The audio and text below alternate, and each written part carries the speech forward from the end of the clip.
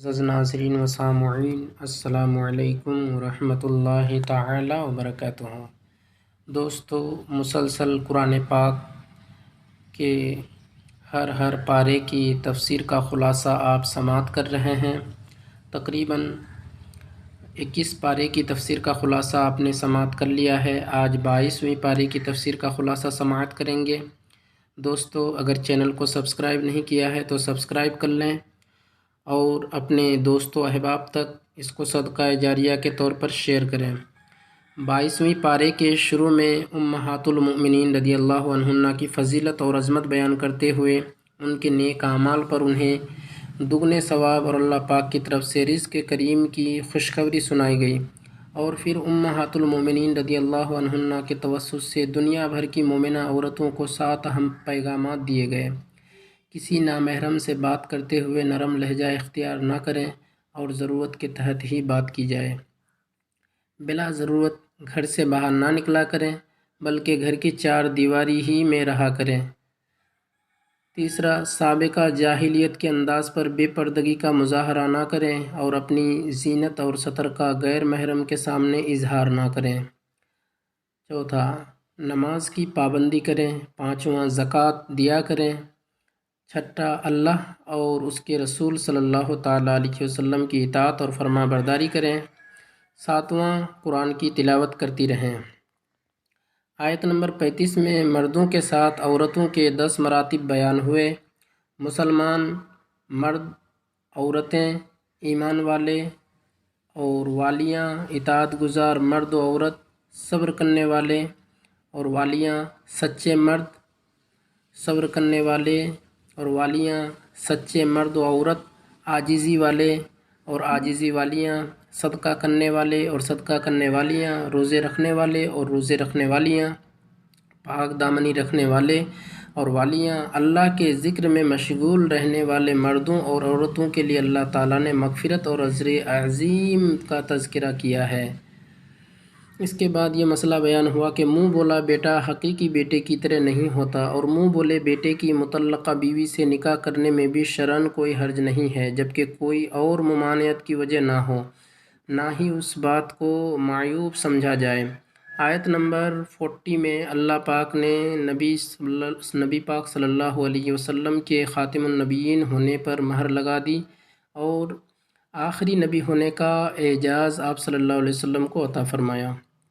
پھر نبی کریم صلی اللہ علیہ وسلم کے اوصاف بیان فرمائے کہ اللہ پاک نے آپ صلی اللہ علیہ وسلم کو حاضر، ناظر، نذیر، داعی الی اللہ اور سراج منیر بنا کر بھیجا۔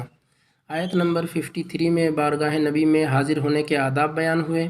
پہلے یہ بات بیان کی گئی کہ اجازت کے بغیر نبی کریم صلی اللہ علیہ وسلم کے گھر میں داخل نہ ہوا کرو۔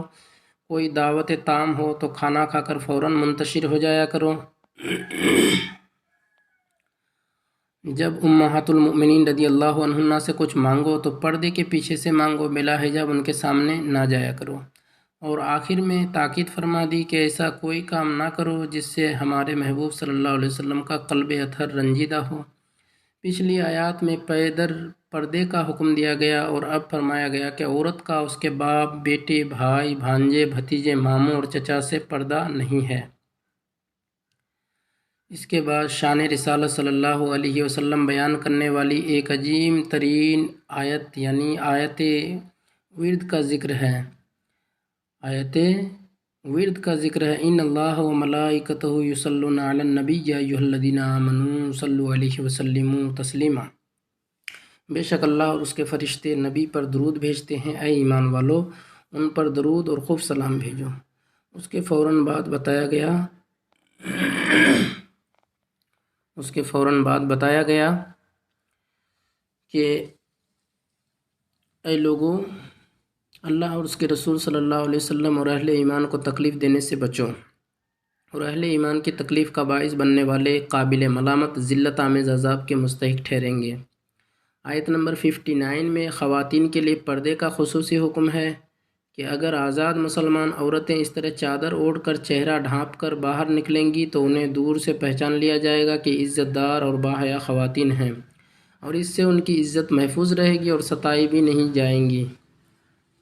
ارشاد فرمایا کہ اے پیارے صلی اللہ علیہ وسلم، آپ اپنی ازواج مطہرات، اپنی صاحبزادیوں اور مسلمانوں کی عورتوں سے فرما دیں کہ جب انہیں کسی حاجت کے لیے گھر سے باہر نکلنا پڑے تو وہ اپنی چادروں کا ایک حصہ اپنے منہ پر ڈال کر رکھیں اور اپنے سر اور چہرے کو چھپائیں۔ سورت کے آخر میں اہل ایمان کو سیدھی بات کرنے، اپنے اعمال کو درست رکھنے اور تقوی اختیار کرنے کا حکم دیا گیا۔ اس کا صلہ گناہوں کی مغفرت اور اعمال کی اصلاح کی صورت میں ملے گا اور اسے بڑی کامیابی قرار دیا گیا۔ سورہ سبا، اس میں 6 رکوع 54 آیتیں ہیں، یعنی 54 آیتیں 6 رکوع ہیں۔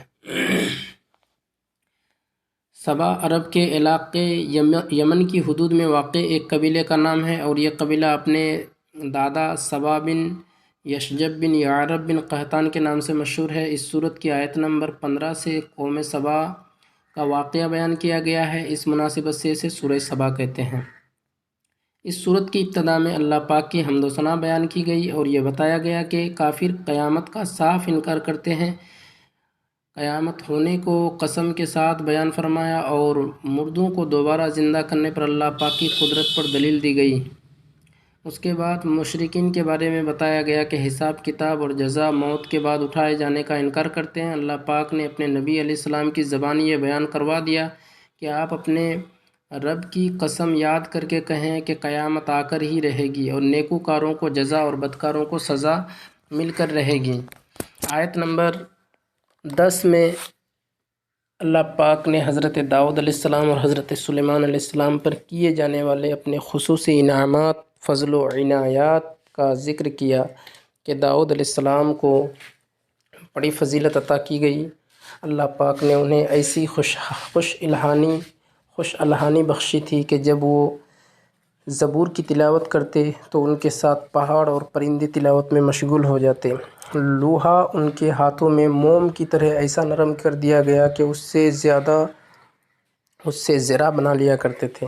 اس کے ساتھ سلیمان علیہ السلام کے معجزات کا بھی تذکرہ ہے کہ ان کے تحت ہوا کو تیز رفتاری کے ساتھ اڑا کر لے جاتی تھی، ان کے تخت کو تیز رفتاری کے ساتھ اڑا کر لے جاتی تھی اور ان کے لیے پگھلے ہوئے تانبے کا چشمہ جاری کر دیا۔ اس سے جیسے چاہتے برتن ڈھال لیتے تھے، اور اللہ کے حکم سے جنات آپ علیہ السلام کے کام کر دیا کرتے تھے۔ جنات سلیمان علیہ السلام کے حکم کے پابند تھے اور سلیمان علیہ السلام کے حکم پر بڑے بڑے قلعے اور بڑی بڑی عمارتیں بنا لیا کرتے تھے۔ اللہ پاک کی ان نعمتوں کے باوجود دونوں انبیاء کرام علیہم السلام ہمیشہ عاجزی اور انکساری کے ساتھ اللہ پاک کا شکر کرتے رہے۔ سلیمان علیہ السلام نے بارگاہ الہی میں دعا کی تھی کہ ان کی وفات کا حال جنات پر ظاہر نہ ہوتا، کہ انسانوں کو معلوم ہو جائے کہ جن غیب نہیں جانتے۔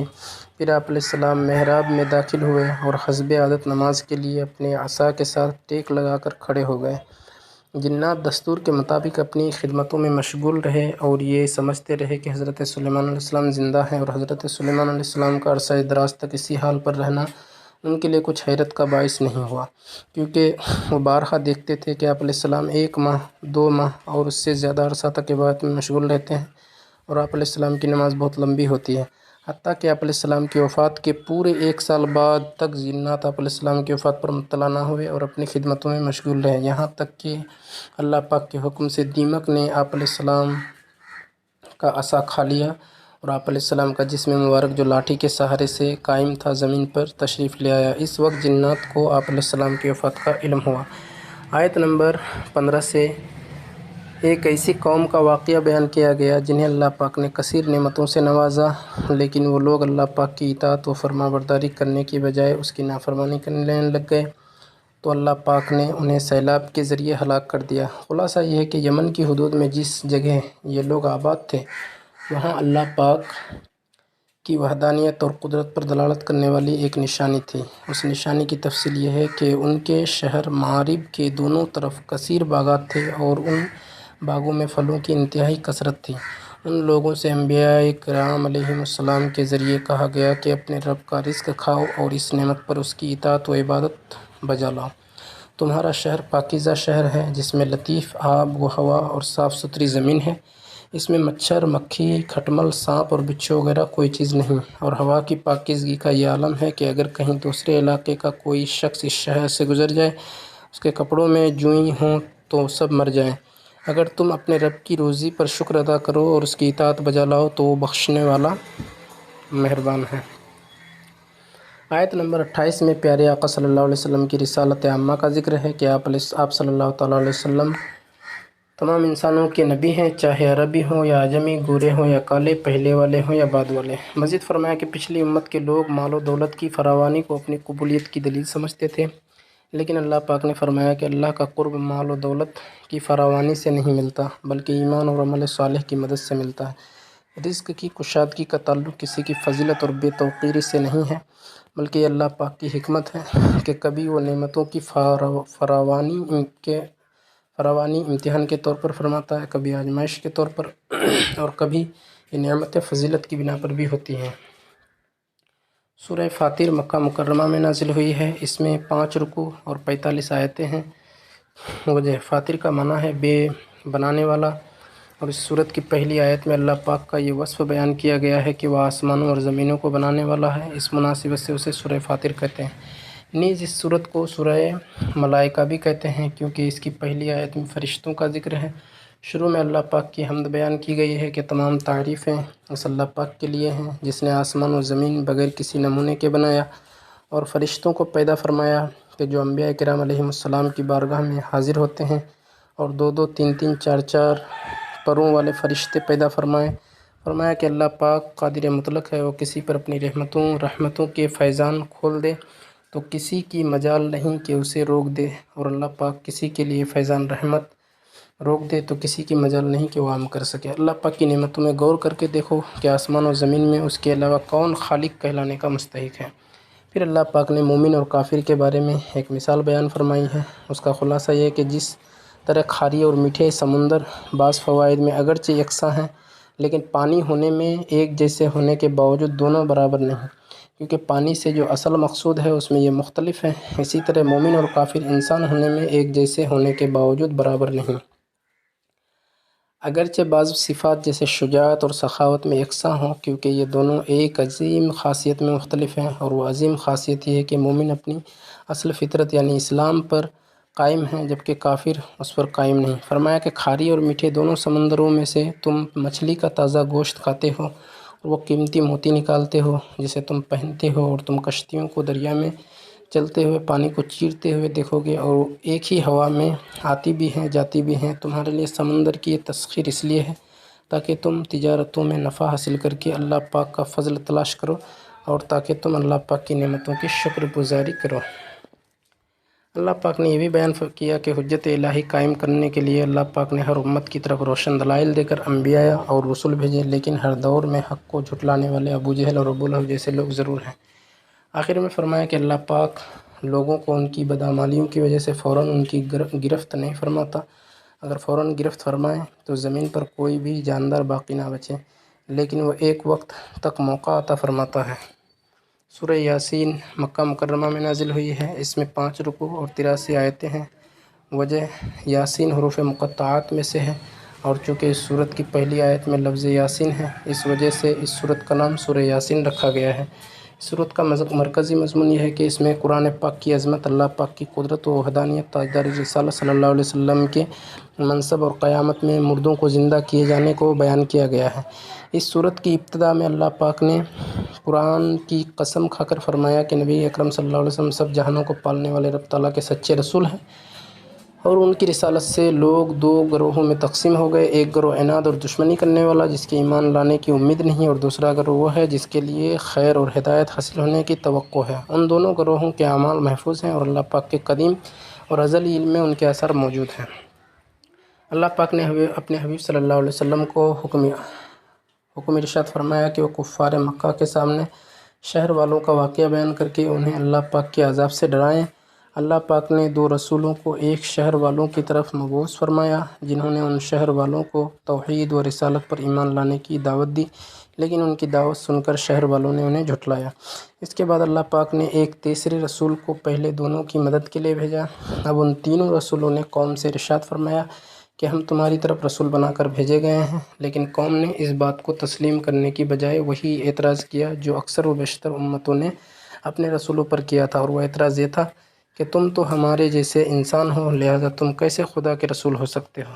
یعنی ان کافروں کے اعتقاد کے مطابق رسول انسانوں میں سے نہیں بلکہ فرشتوں میں سے ہونا چاہیے تھا، اور یہ چونکہ انسان تھے اس لیے ان کے نزدیک رسول نہیں ہو سکتے تھے۔ اس کے ساتھ کافروں نے یہ بھی کہا کہ خدائے رحمان نے کچھ بھی نازل نہیں کیا، یعنی وحی کے نزول کا دعویٰ غلط ہے، اور تم جھوٹے ہو جو ہمارے سامنے رسالت کا دعویٰ کر رہے ہو۔ ان رسولوں نے سخت الفاظ کا جواب سختی کے ساتھ دینے کی بجائے بڑے خوبصورت انداز میں جواب دیا کہ ہمارا رب جانتا ہے کہ یقیناً ہم خدا کے رسول ہیں، اور مزید یہ بھی جان لو ہماری صرف یہ ذمہ داری ہے کہ تم خدا کا پیغام واضح طور پر پہنچا دیں۔ اس کے جواب میں قوم نے کہا، ہم تمہیں منحوس سمجھتے ہیں، لہٰذا تم اپنی اس تبلیغ سے باز آ جاؤ، ورنہ ہم تمہیں سخت سزا دیں گے اور تمہیں پتھر مار مار کر ہلاک کر دیں گے۔ ان رسولوں نے جواب دیا کہ ہمیں منحوس قرار نہ دو، کیونکہ تمہاری نحوست تمہارے کفر و ضلالت کی صورت میں تمہارے ساتھ موجود ہے۔ کیا تم لوگ ہمیں اس لیے پتھر مارو گے کہ ہم نے تمہیں صحیح بات سمجھانے کی کوشش کی ہے؟ اگر یہ بات ہے تو تم حد سے بڑھنے والے لوگ ہو۔ جب یہ مکالمہ جاری تھا اور قوم ان رسولوں کو شہید کرنے، ایذا پہنچانے اور ان کے پیغام کو نہ ماننے پر تلی ہوئی تھی، اسی دوران یہ بات ایک مرد مومن تک پہنچی جو پہلے سے ہی مومن تھا یا ان رسولوں سے ملاقات کے بعد مسلمان ہوا تھا، اور وہ شہر کے کنارے پر رہتا تھا۔ وہ اللہ پاک کے رسولوں کی تائید اور اپنی قوم کو سمجھانے کے لیے بھاگا ہوا آیا اور ان سے کہنے لگا کہ ان رسولوں کی پیروی کرو، ان کے حقانیت پر ہونے کی یہ بڑی واضح دلیل ہے کہ ان کا اس پیغام پہنچانے میں کوئی دنیاوی مفاد نہیں، یہ تم سے کوئی معاوضہ نہیں مانگتے، نیز یہ ہدایت یافتہ ہیں، ان کی باتیں معقول اور سمجھ میں آنے والی ہیں۔ نیز اے میری قوم، میں بھی مسلمان ہوں اور خالق کائنات کی عبادت کرنے والا ہوں۔ مجھے کیا ہے کہ میں اس خدا کی عبادت نہ کروں جس نے مجھے پیدا کیا؟ کیا میں اس کے علاوہ ایسی بتوں کو معبود بناؤں جس کی سفارش مجھے کوئی نفع نہیں دے سکتی اور نہ مجھے اس وقت بچا سکتے ہیں جب خدا مجھے نقصان پہنچانا چاہے؟ اگر اس کے باوجود میں خدا کے علاوہ کسی کی عبادت کروں تو پھر میں کھلی گمراہی میں ہوں گا۔ بس تو اپنے رب پر ایمان لا، یا تو میری بات سن، اس بات پر غور کر کے ایمان لاؤ۔ مرد مومن کی ان باتوں کو سننے کے باوجود لوگ ایمان نہ لائے بلکہ اسے بھی تنگ کرنے کے درپے ہو گئے۔ پھر یا تو وہ خیر خواہ مرد مومن فوت ہو گئے یا قوم نے انہیں شہید کر دیا، اور بعد وفات فرشتوں کی زبان سے اللہ پاک نے اسے جنت کی بشارت سنائی۔ جنت کی خوشخبری سن کر بھی اس مرد ناصح نے اپنی قوم کا غم کیا اور یہ تمنا کی کاش میری قوم کو معلوم ہو جائے کہ میرے رب نے مجھے بخش دیا اور میری عزت افزائی فرمائی۔ آخرکار قوم کے تکذیب کرنے والے ایمان نہ لانے پر ان پر عذاب آیا جو ایک چیخ کی صورت میں تھا، جس کے نتیجے میں وہ ایسے ہلاک ہو گئے جیسے بجھی ہوئی راکھ ہوتی ہے۔ یہاں سے 22ویں پارے کی تفسیر کا خلاصہ مکمل ہو گیا، اور انشاءاللہ 23ویں پارے کا آغاز ہوگا۔ چینل کو اگر آپ نے سبسکرائب نہیں کیا ہے تو سبسکرائب کر لیں۔ السلام علیکم ورحمۃ اللہ۔